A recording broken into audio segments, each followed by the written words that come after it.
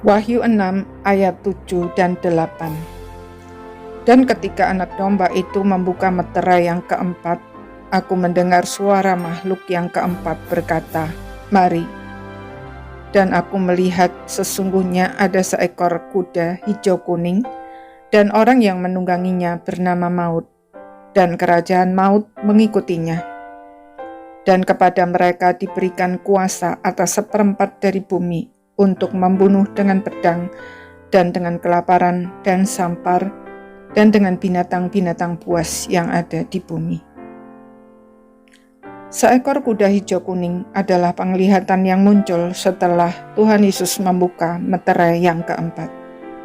Hijau kuning adalah warna jenazah. Penunggang kuda itu bernama Maut, dan kerajaan Maut mengikutinya, serta kuasa diberikan kepadanya atas seperempat bumi. Menggambarkan kematian besar-besaran di bumi karena peperangan, kelaparan, penyakit, dan serangan binatang buas. Semua ini sudah digenapi berkali-kali dalam sejarah dan akan terus terjadi sampai Tuhan Yesus datang kembali.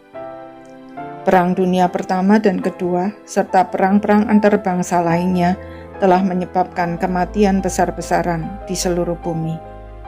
Demikian juga epidemi dan pandemi seperti yang terjadi saat ini bukan barang baru. Pandemi yang paling dahsyat terjadi pada zaman Martin Luther, yang dikenal dengan nama Black Death, karena mengakibatkan 200 juta orang meninggal dunia. Selain begitu banyak orang yang menjadi korban, pandemi tersebut juga berdampak buruk pada berbagai sektor kehidupan yang lain selama berpuluh tahun, termasuk gereja. Karena banyaknya pemimpin gereja yang menjadi korban, terpaksa gereja mengangkat siapa saja yang mau menjadi pemimpin.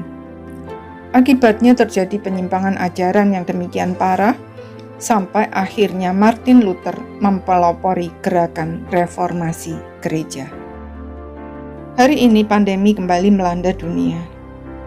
Kita berharap dengan kemajuan ilmu kedokteran dan teknologi saat ini, dampak buruknya bisa diminimalkan.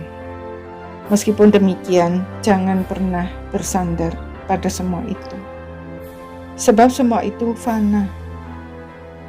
Tuhan satu-satunya tempat bersandar yang teguh, karena Dialah Sang Pencipta yang memegang kendali atas segala sesuatu, dan Dia tidak pernah salah. Dia yang berkuasa menghentikan Black Death, Dia juga berkuasa menghentikan COVID dan memulihkan kita kembali pada saatnya nanti.